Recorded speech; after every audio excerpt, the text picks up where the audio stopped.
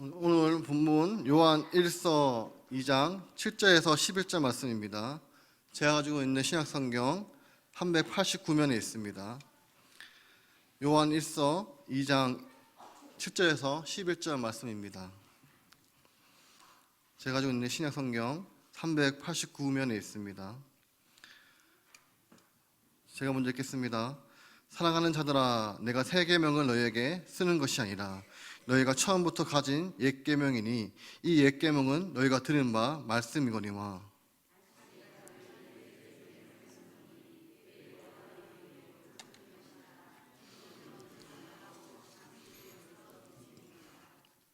빛 가운데 있다 하면서 그 형제를 미워하는 자는 지금까지 어둠에 있는 자요.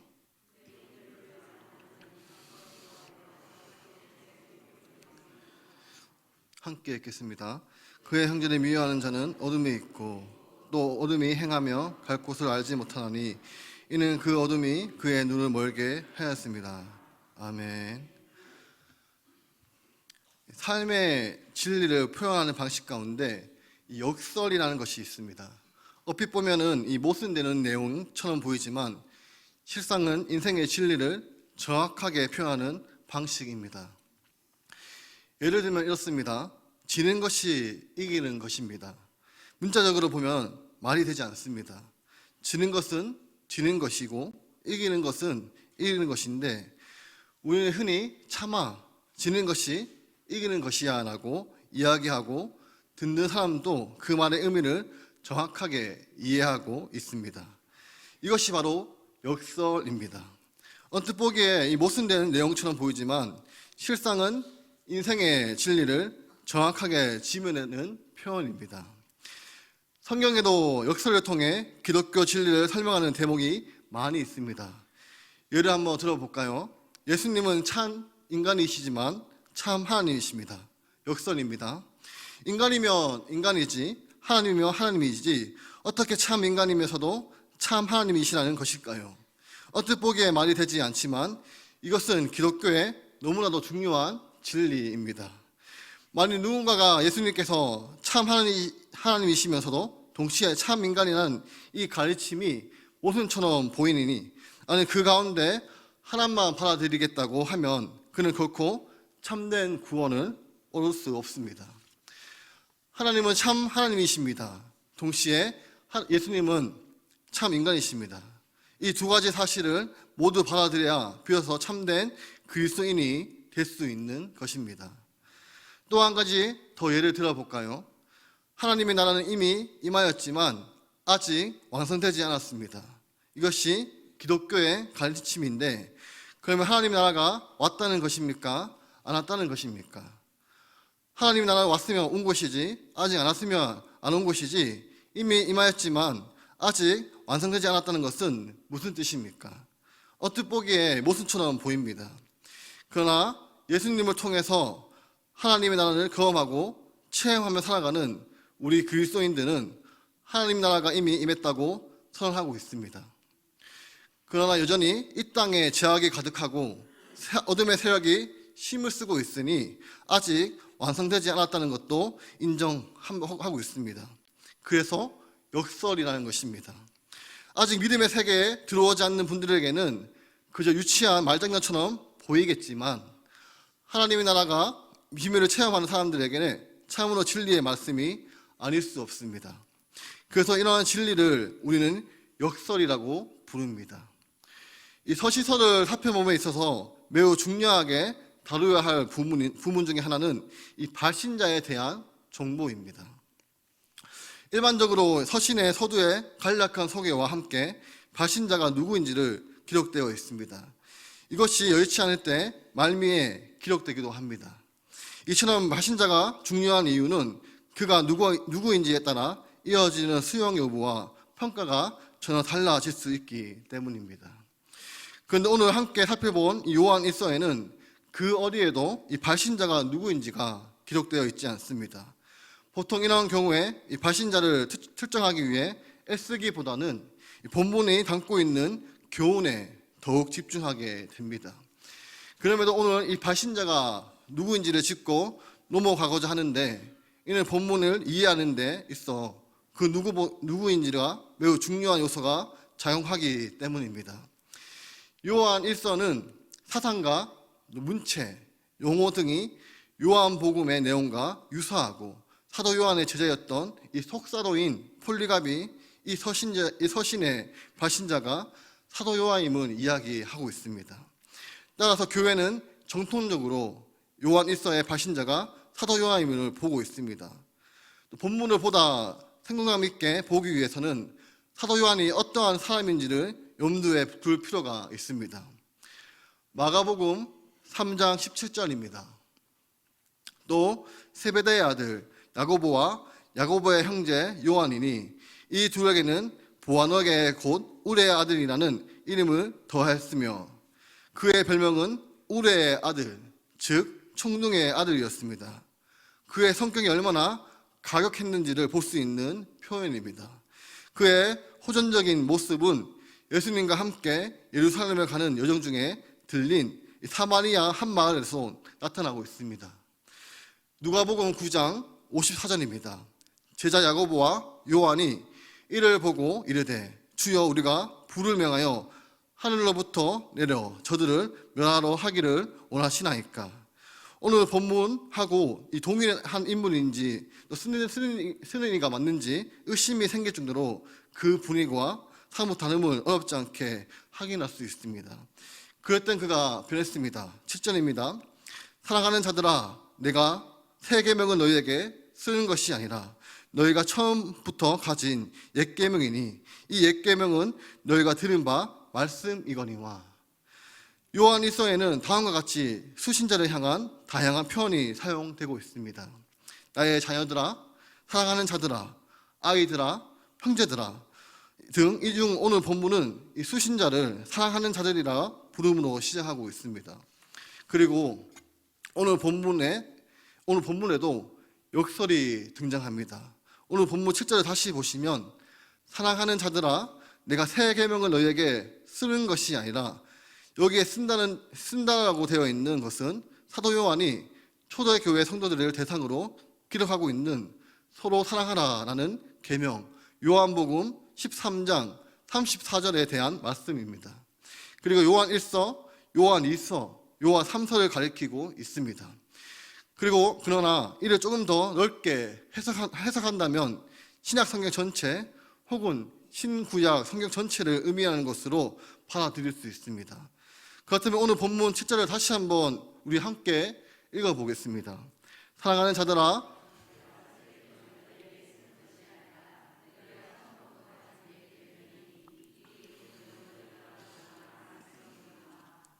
아멘.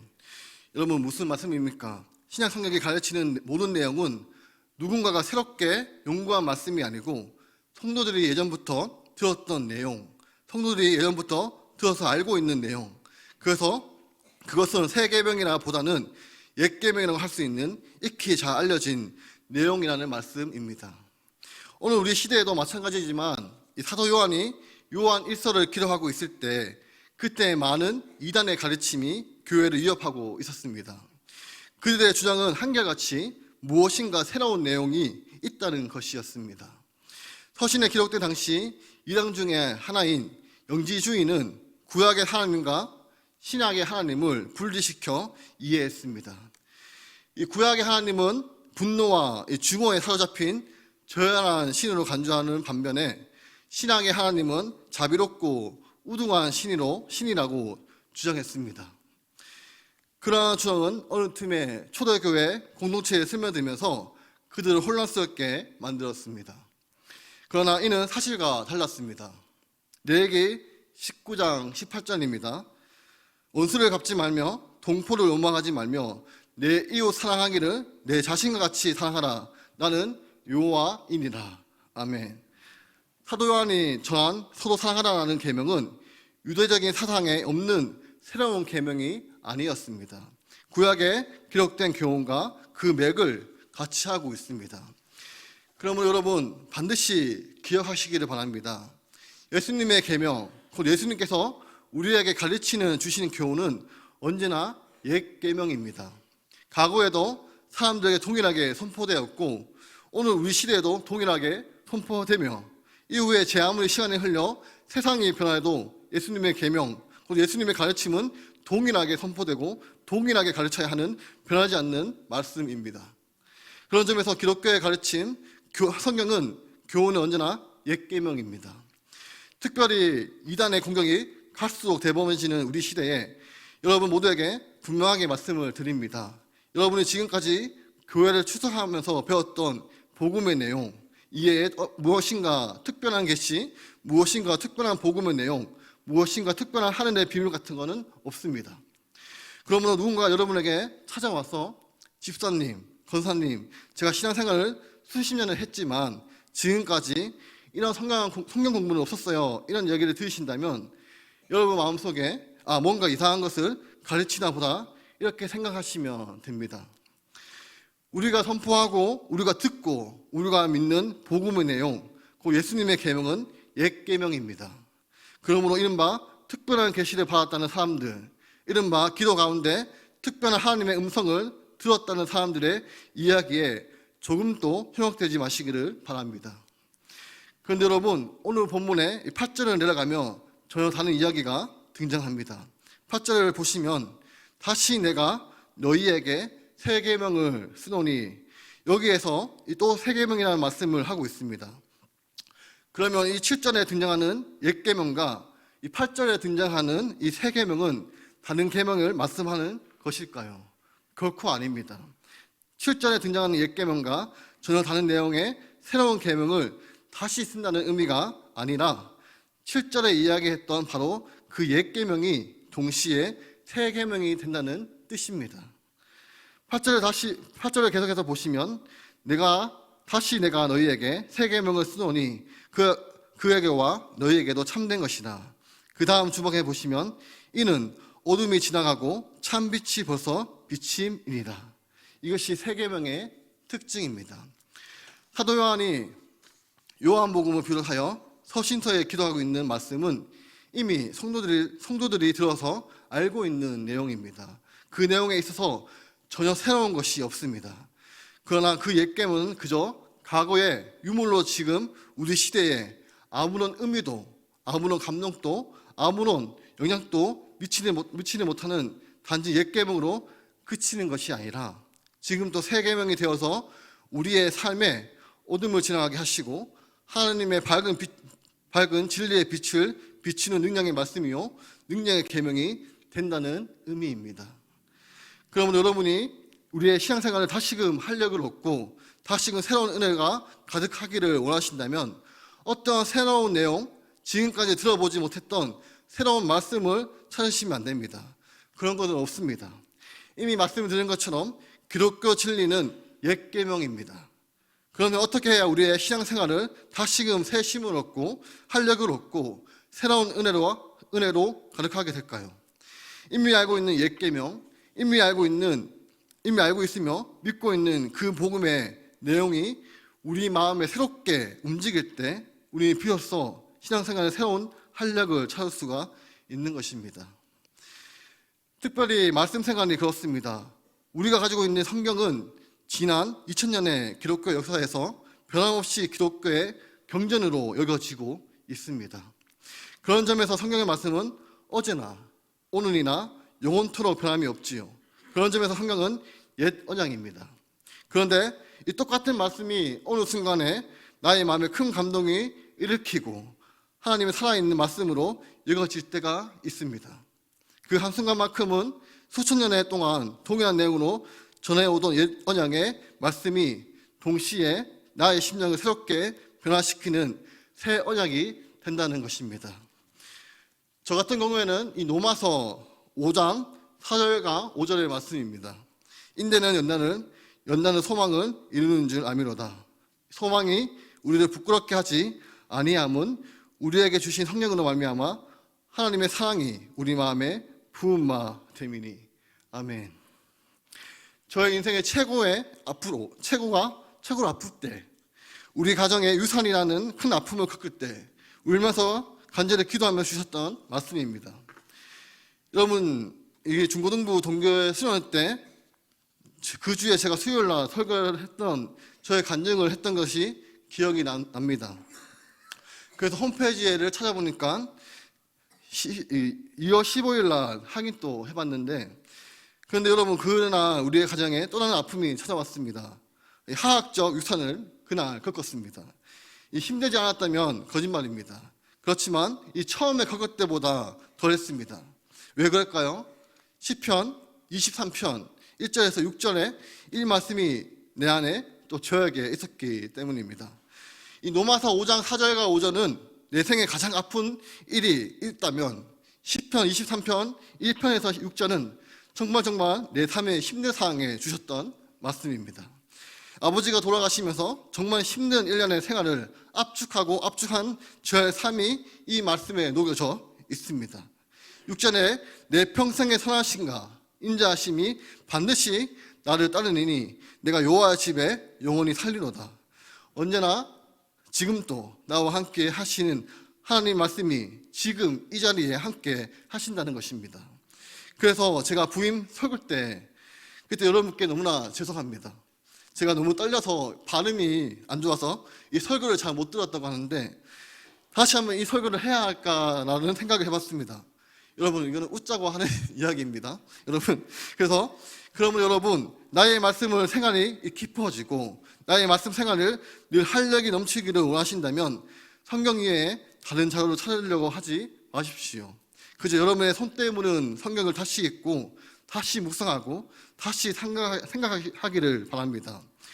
그러면 하나님께서 우리에게 새로운 은혜를 주시고 성경의 말씀도 지금도 살아 역사하시는 새 언약이 될 것입니다. 사랑하는 성도 여러분, 새로운 계절이 시작되고 있는 이때에 다시 한번 말씀 생활, 또 기도 생활, 예배 생활에 힘을 내시길 바랍니다. 지금까지 우리가 함께 해오던 신앙생활과 다른 어떤 것을 찾지 마시고 그저 교회에 와서 드려지는 주일 예배, 새벽 기도회, 수요 예배, 금요 기도회가 더욱 적극적으로 참여하시기를 바랍니다.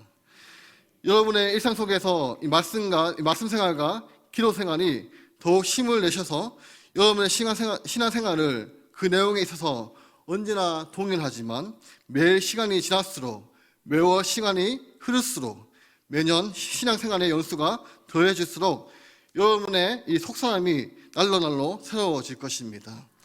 오늘 본문에는 옛 계명 그리고 새 계명이라는 표현이 등장합니다. 그런데 이것이 다른 두 개가 아니라 하나입니다. 곧 변함없는 옛 계명이 지금도 우리의 영혼을 새롭게 만드는 새 계명이 되기 때문입니다. 그런데 요한복음이 조금이라도 익숙한 분들은 오늘 본문에 등장하는 옛 계명 그리고 새 계명의 가장 핵심적인 내용이 무엇인지 생각나실 것입니다.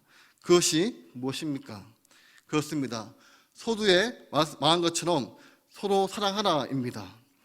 요한복음을 보시면 예수님께서 십자가를 지시기 위해 붙잡히는 바로 그날 밤 제자들에게 이렇게 말씀하셨습니다. 요한복음 13장 34절에서 35절입니다. 함께 읽어보겠습니다. 새 계명을 너희에게 주노니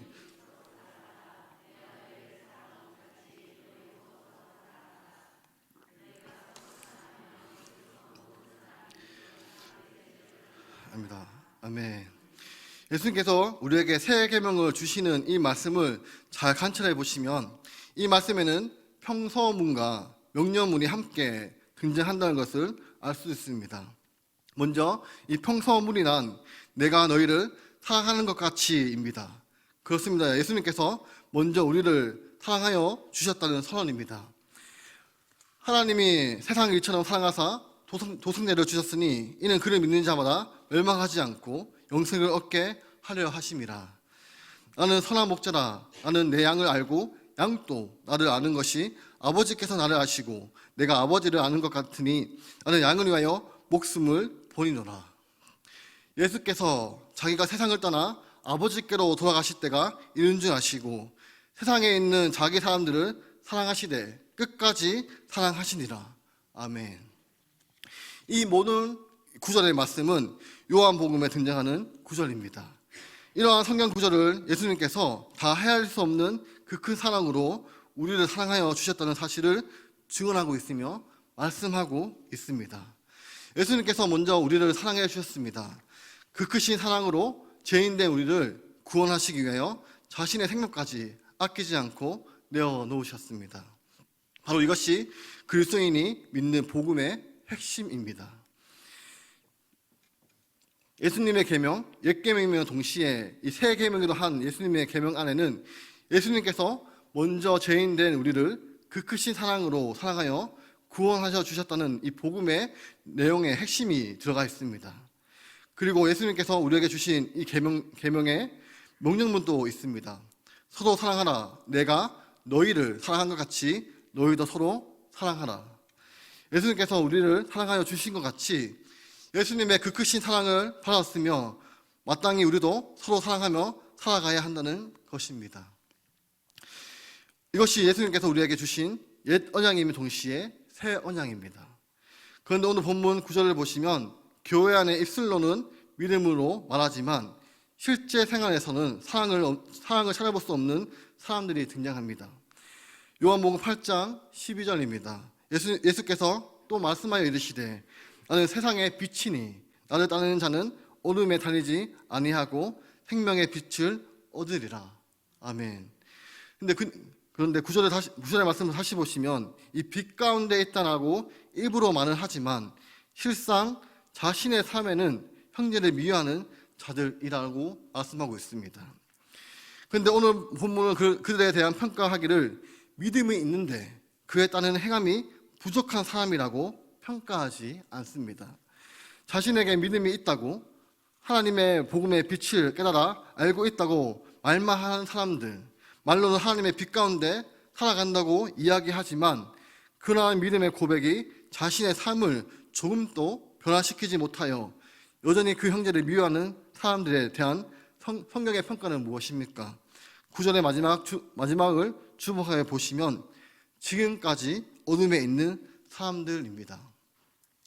성도 여러분, 혹 여러분 마음속에 믿음의 형제들, 믿음의 자매를 미워하는 마음이 가슴에 가득하신 분이 계십니까? 오늘 9절의 말씀에 여러분의 영적인 상태를 반드시 비춰보셔야 합니다. 하나님에 대한 지식이 있는 정도가 아니라 이미 하나님의 빛 가운데 있다고 자신 있게 이야기할 수 있을지라도 여전히 여러분의 마음에 미움이 있다면 하나님이 여러분의 영적인 상태를 여전히 어둠 가운데 있는 사람이라고 평가할 수도 있는 것입니다. 이것은 저도 포함됩니다. 목사님 저도 마찬가지입니다. 그러므로 오늘 본문에는 하나님의 빛 안에 거한다고 말을 하면서 형제를 미워하는 사람에 대해 이야기하고 있습니다.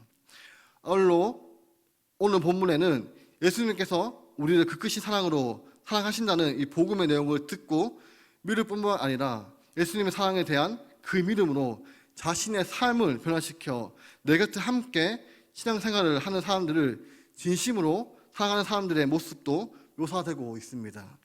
10절을 보시면 예수님의 계명대로 형제를 사랑하는 자는 10절에 무엇이라고 말씀하고 있습니까? 참으로 빛 가운데 거하는 사람들이라고 말씀하고 있습니다. 그리고 10절 마지막 구절에 자기 속에 꺼리낌이 없느니라 라고 합니다. 여기서 자기 속에 꺼리낌이 없느니라 라는 말씀이 등장합니다. 이 문장에는 이 꺼리낌이 없는 것은 스칼갈론이라는 헬라어 단어인데 덧, 걸림돌을 뜻합니다. 이 단어의 번역으로 우리에게 익숙한 것이 복음서에 등장하는 실족하게 하는 것입니다.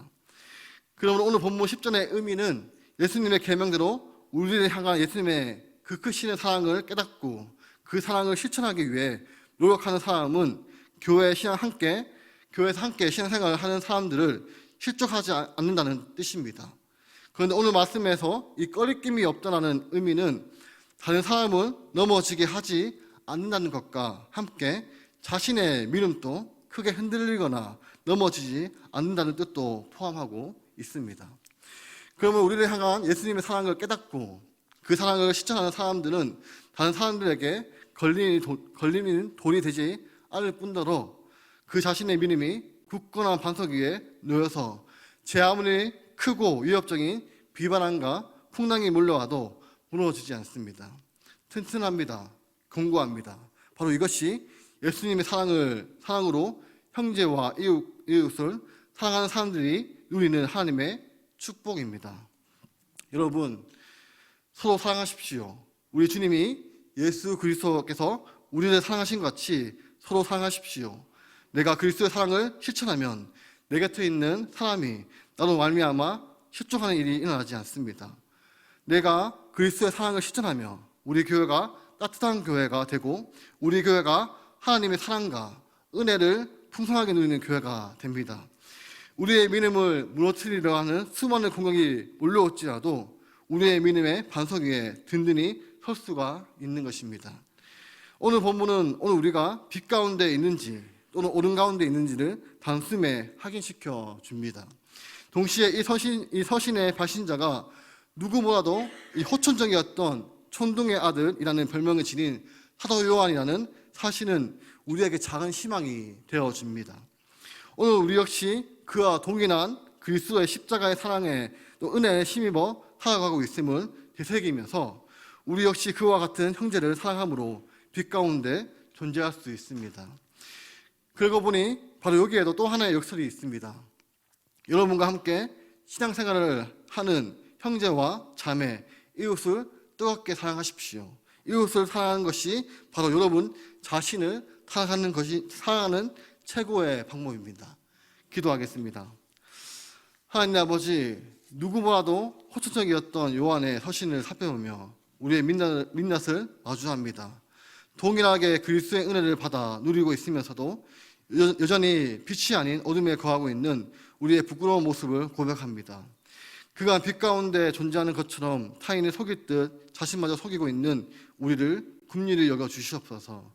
더 이상 상대방을 향한 신뢰를 하며 어둠 속에 걸려 넘어지는 것이 아닌 우리 스스로 형제를 사랑하기를 힘쓰며 빛 가운데로 참된 정의와 공의를 실천해 가게 하시옵소서. 예수님의 이름으로 기도드립니다. 아멘. 주 예수 그리스도의 은혜와 하나님의 사랑하심과 성령님의 교통하심이 옛 계명이며 동시에 새 계명으로 살아가는 우리 구미동부교회 성도 여러분 위에 영원토록 함께 있을지어다. 아멘.